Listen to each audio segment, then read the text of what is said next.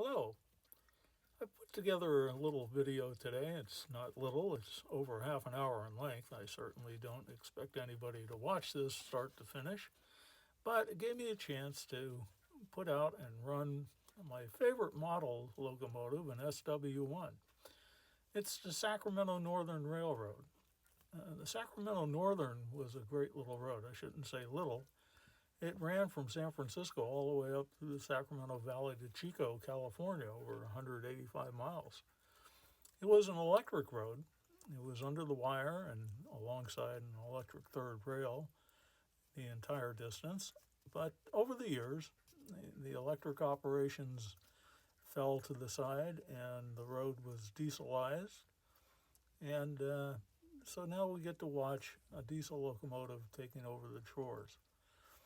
Our little SW1 402 has come off its branch line with its cars, and it's met up at an interchange with its parent company, the Western Pacific Railroad, in Marysville, California. There is no longer any overhead centenary, and it's total diesel operation today. So we'll watch this little 600 horsepower switcher go to work. And as you'll see, it's going to shoulder some heavy burdens today. After having dropped its caboose and the two cars from its train as it came into town, it now goes to work shuffling some sugar beets that the Southern Pacific has interchanged with the Western Pacific. It'll pull those out and reposition them down at the sugar factory. Now I have to remind you, people that are familiar with my videos realize most of the time they are silent movies. So if you choose not to listen to this old man drone on and on, please feel free to mute this entire affair. But we'll watch as our SW1 shoves the sugar beets past the station at Marysville and down to the refinery. Though I model the Northwestern Pacific on my layout, and this area is normally Petaluma, California, by virtue of modeler's license, today we're going to pretend we're in Marysville, California, and we're going to watch our sugar beets go to the plant there.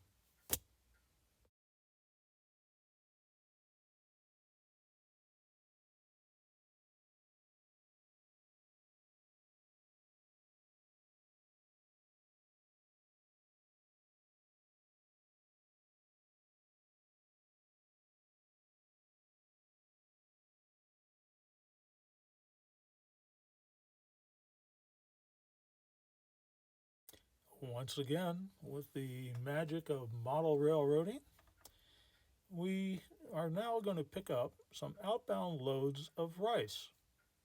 Marysville was in the Sacramento Valley and amongst a very large rice producing area. So our switcher is going to drag out loads of rice, California Central Valley rice.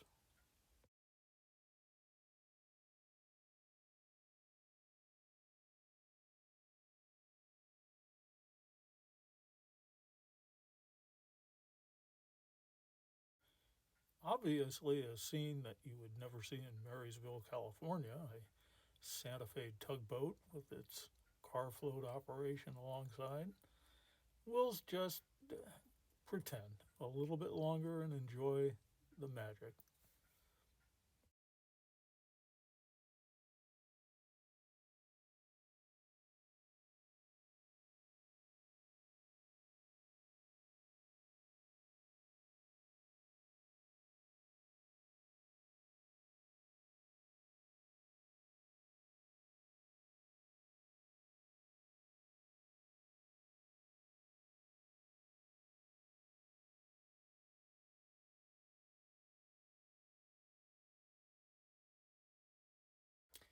In the 100-degree heat of the Sacramento Valley, our little 600 horsepower switcher soldiers on, pulling its loads out, and we'll spot them into the clear.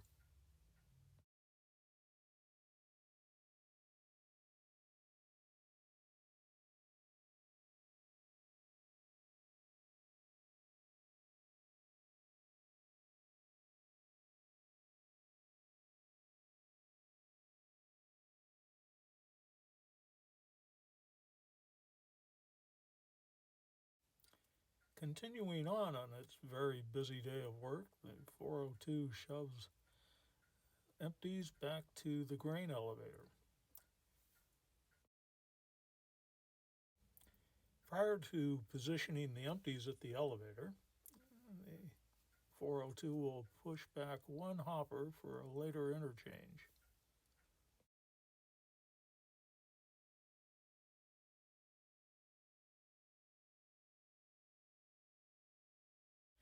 I imagine the folks on the Greyhound are probably getting a little perturbed as their trip keeps getting blocked by train action.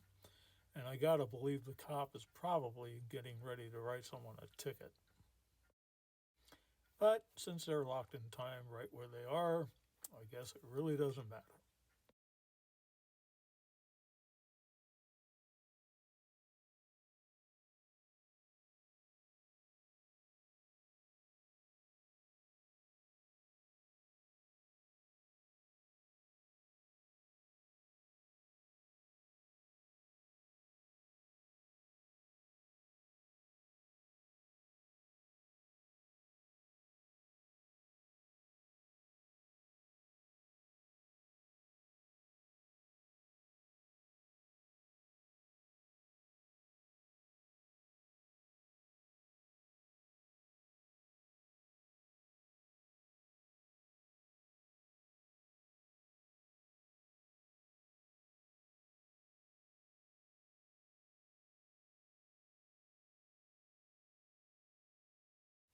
Our Sacramento Northern crew no doubt enjoys a little bit cooler breeze coming off the Feather River as it passes through town.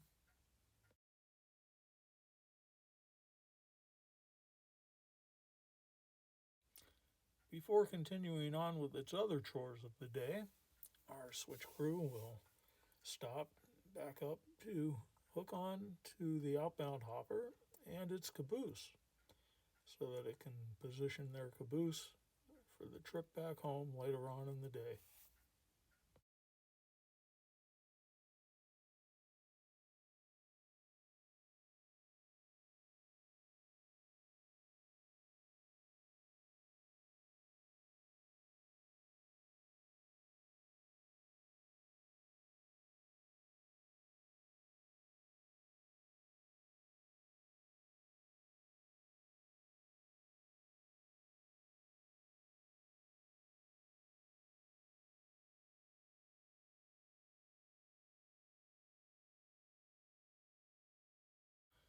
Adding the Santa Fe hopper to the rest of the outbound grain loads, the crew will take them all and reposition them into the yard for a later interchange with the Western Pacific.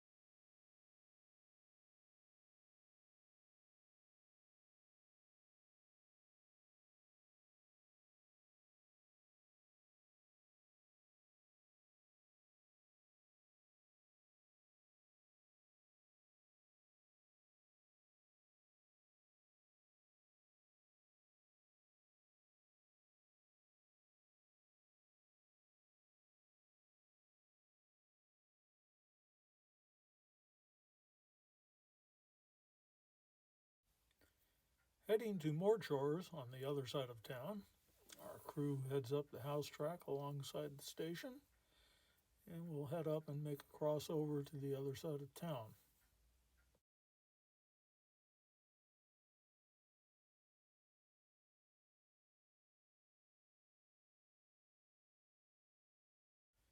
In a bit less taxing effort, the 402 will push two reefers back down to the Swift meatpacking plant at the other side of town.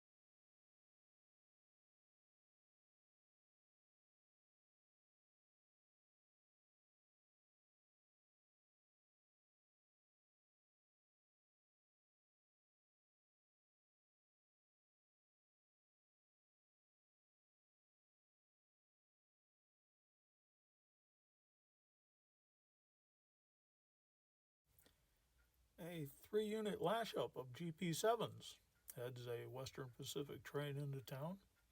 On the head end, 6 cattle cars, which will need to be spotted at corrals so livestock can be watered and fed.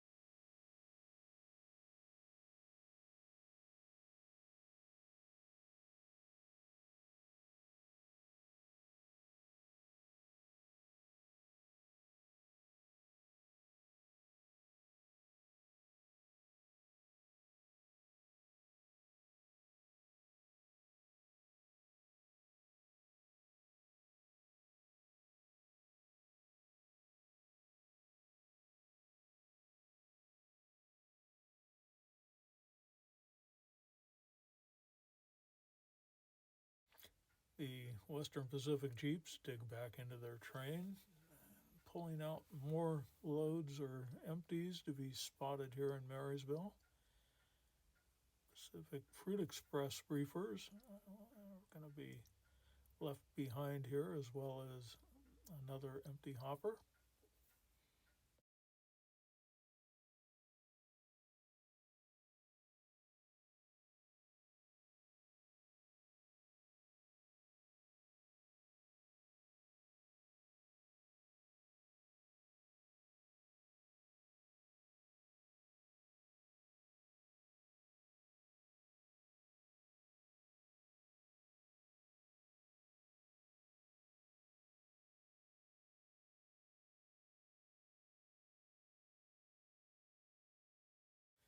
The WP sets out 2 Tidewater Oil Company tank cars, as there's a distributor here in town.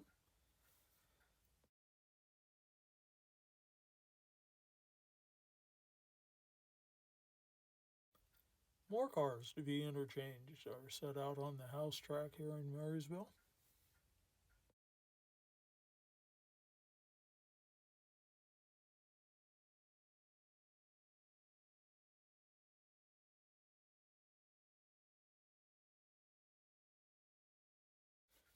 Having delivered loads and empties for interchange with the Sacramento Northern, our Western Pacific train leaves town, begins to pick up speed.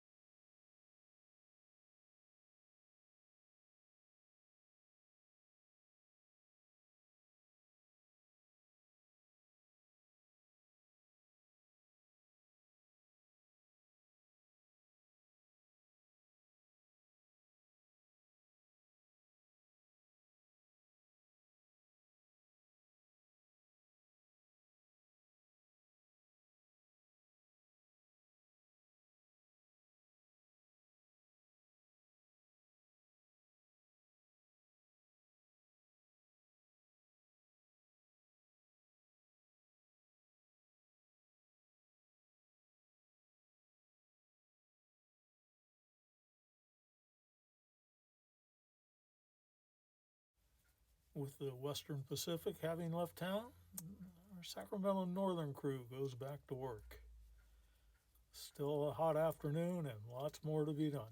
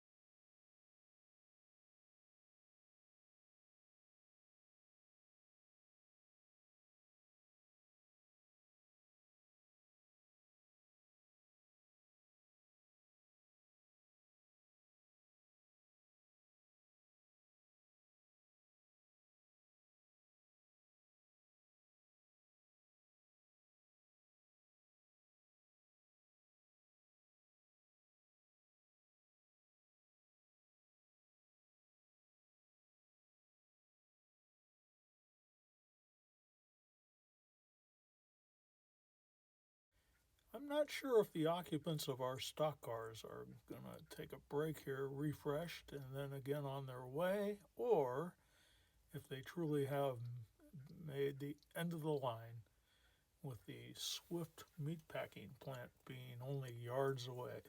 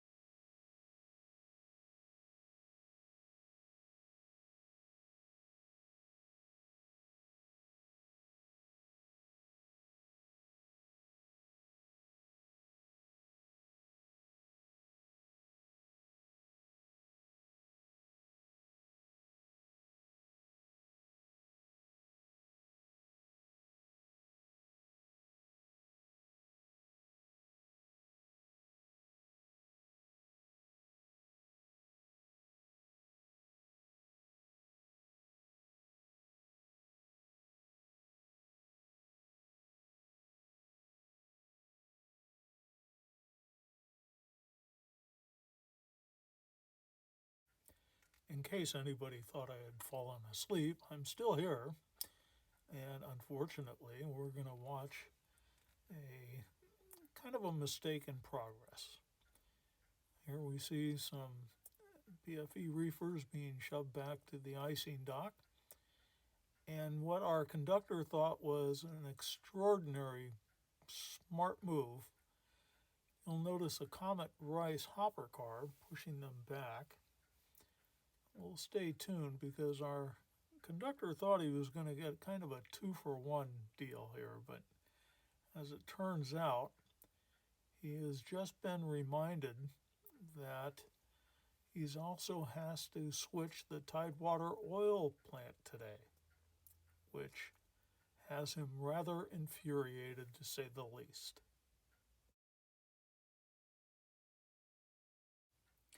With the reefers having been spotted at the icing deck, the conductor thought his next move was simply to enter into this siding at this grain elevator, push the loaded cars out of the area, and then drop the empties right there behind him.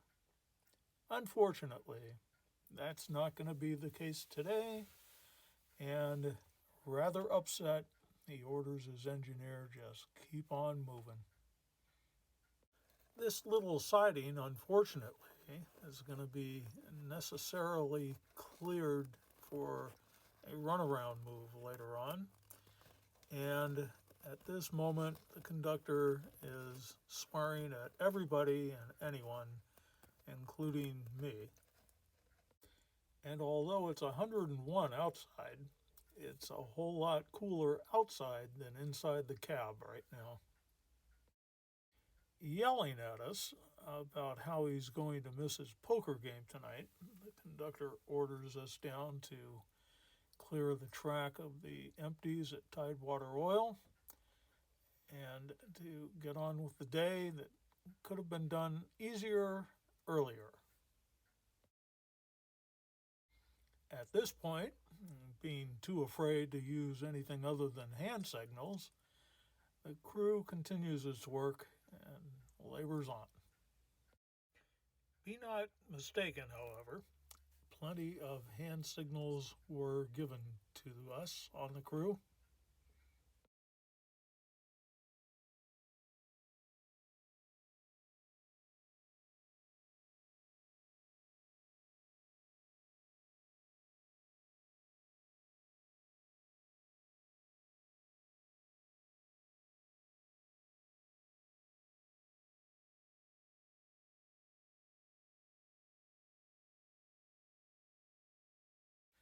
yelling about how he will never, ever buy Flying A gasoline again. The conductor continues his rants as we simply try and get cars sorted. But I think Chevron Oil has a new customer today.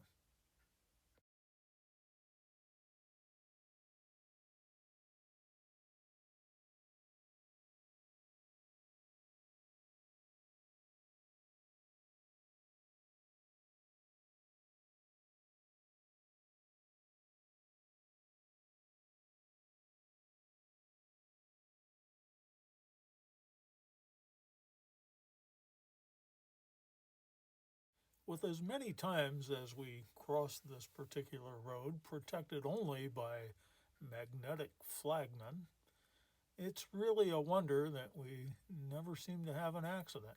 Although, today in particular, I don't think it would matter.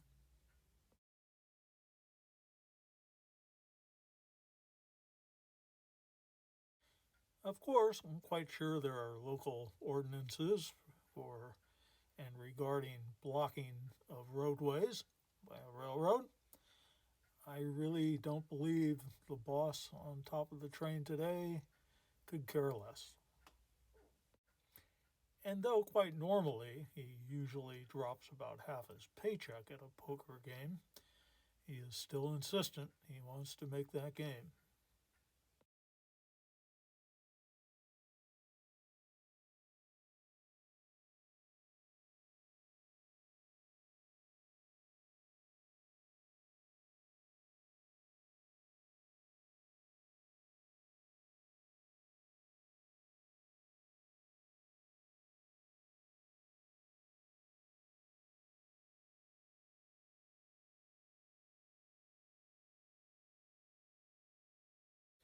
The 100-degree temperature outside surely is not dropping by any measure, nor is the work.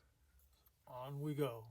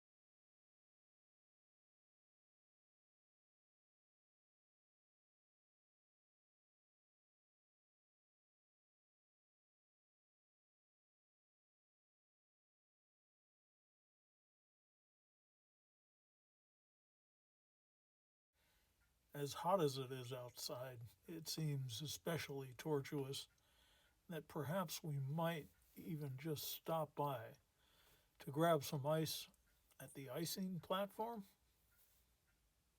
Of course not. What was I thinking?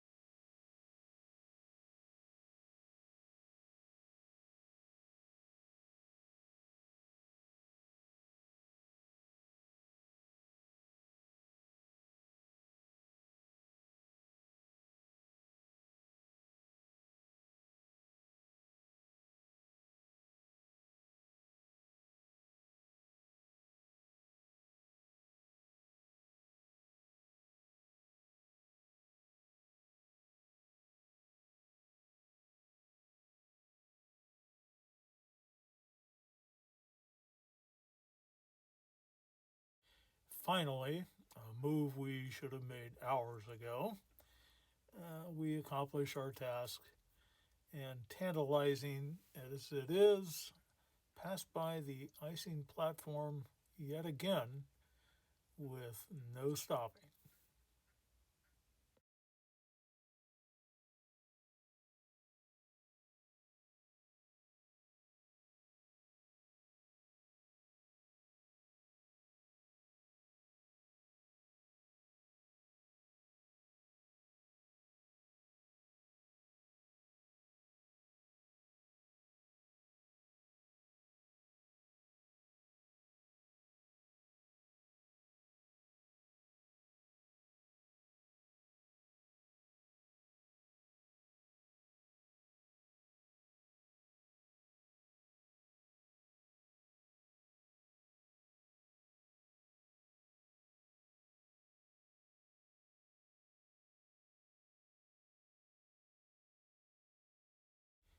Finally retrieving the empty Flying A Tidewater oil tank cars, I can't help but wonder if the boss at his poker game tonight will be coming up empty as he sees his flying aces fly away.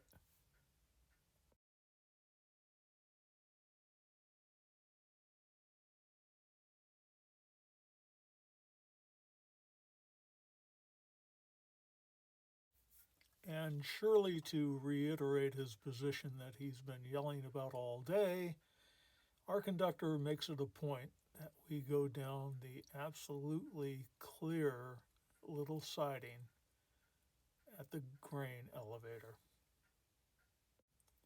You just can't help but love this guy.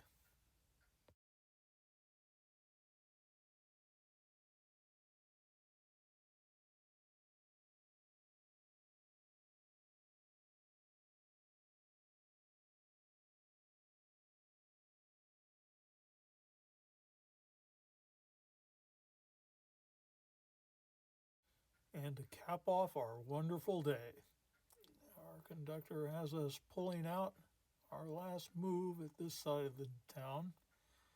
We will position the Comet Rice Hopper that could have been done so many hours ago in this 100-degree heat. But hey, we're having fun, right?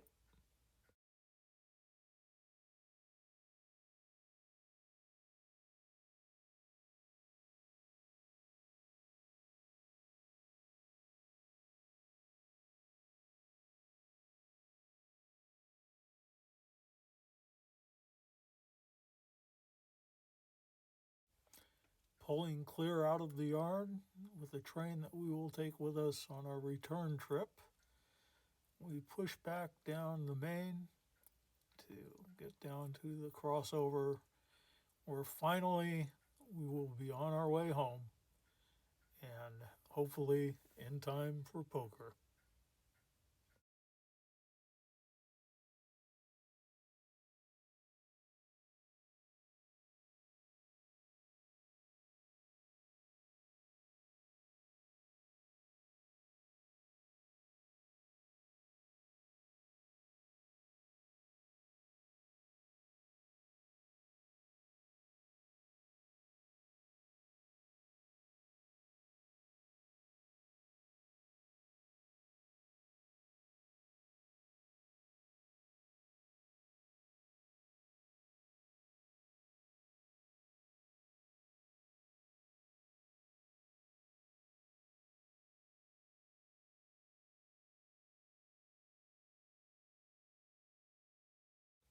Easily exceeding the speed limit of the yard.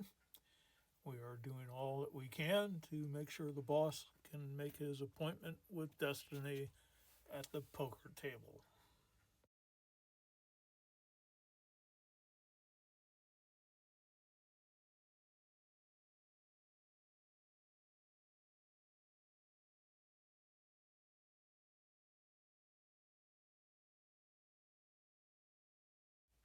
With our caboose within view, we pass by and our hearts are gladdened knowing that we will soon be on our way back home until the rear brakeman reminds us that the two Gons will not go with us and we'll first have to drop them off. things aren't going well yet. So, with brakes squealing, reversers being thrown, throttles wide open, hard couplings being made, we shove back our train into the clear and try and drop 2 gondolas, which will not make the trip with us. Certainly not the 402's fault today, laboring away in 100-degree weather, trying to keep a particular somebody on the crew happy. He accelerates very quickly and tries to push back 2 gons that are going to be orphaned in Marysville for this day, in hopes of putting our train back together and being on our way once again.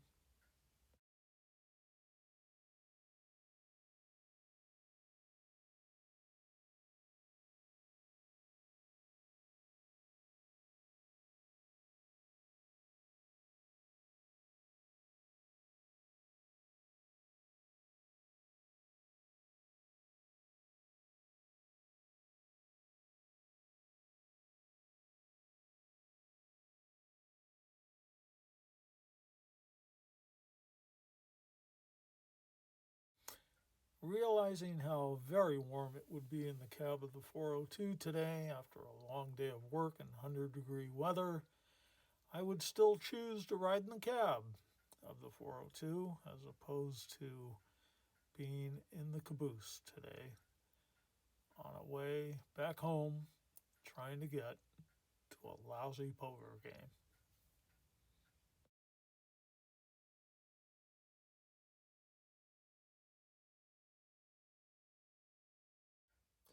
Hope he felt that bump.